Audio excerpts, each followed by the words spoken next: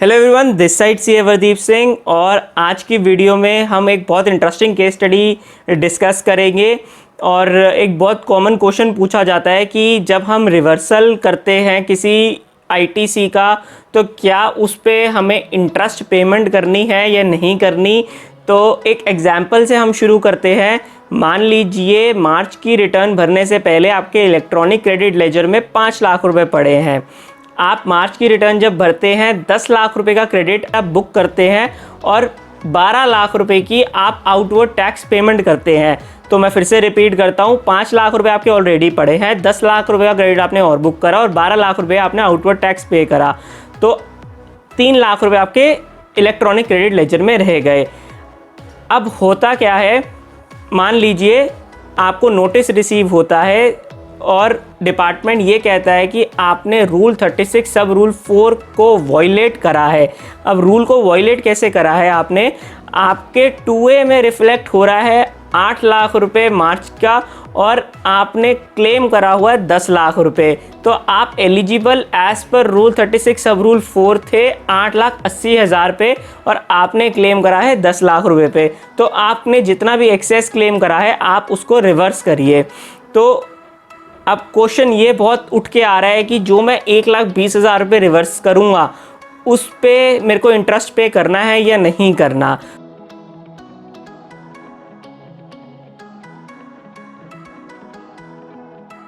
तो 1,20,000 रुपये के ऊपर इंटरेस्ट की पेमेंट होनी है या नहीं होनी, इस पे मैं आपको अपना व्यू शेयर करता हूँ और आपसे भी आपका व्यू जानना चाहूँगा कि आपका क्या व्यू है इस सिचुएशन पे। आप क्या सजेस्ट करते हैं अपने क्लाइंट्स को, अपने कलीग्स एंड फ्रेंड्स को। तो मेरा व्यू ये है कि सेक्शन 50 पावर देता है गवर्नमेंट को इंटरेस्ट कलेक्ट करने की। सेक्शन 50 सब सेक्शन 1 में ये बात साफ लिखी गई है, इंटरेस्ट तभी पे होगा जब टैक्स या तो पे नहीं होगा या शॉर्ट पेड होगा।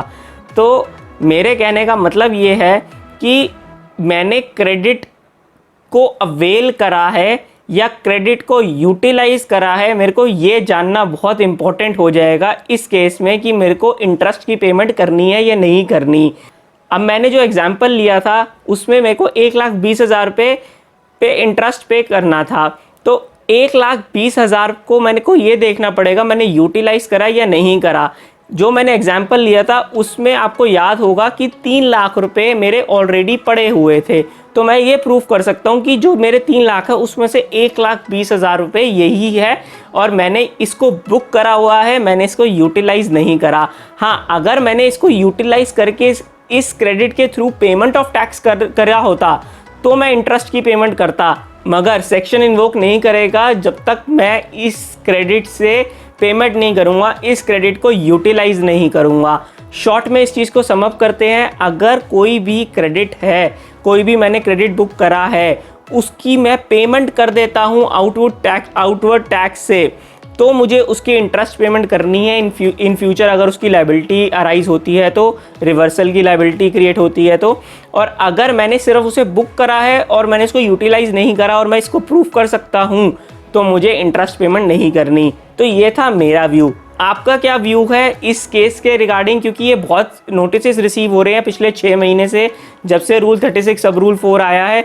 काफ़ी लोग इस चीज़ में दिक्कत महसूस कर रहे हैं, काफ़ी लोगों को नोटिसेस आ रहे हैं, डिपार्टमेंट ईमेल भेज रहा है कि आप अपना क्रेडिट रिवर्स करो। तो आपका क्या व्यू है इसके regarding? Do share your view and do tell me on comment section, and if you really liked this video, do share this video with your friends and colleagues and subscribe to my channel. Thank you for watching this video, guys.